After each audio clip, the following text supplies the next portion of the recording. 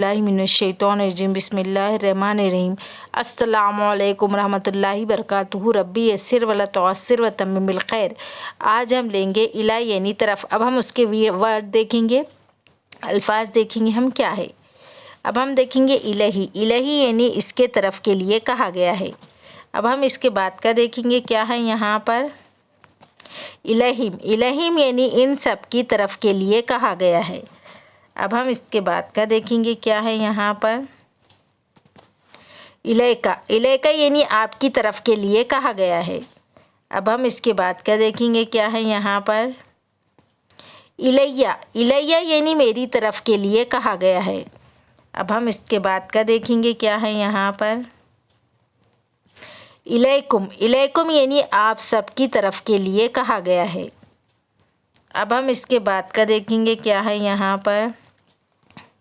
इलैना। इलैना यानी हम सब तरफ के लिए इलैना कहा जाता है। आज हम यहाँ तक ही लेंगे, इसके आगे के एपिसोड में मैं आपको बताऊँगी।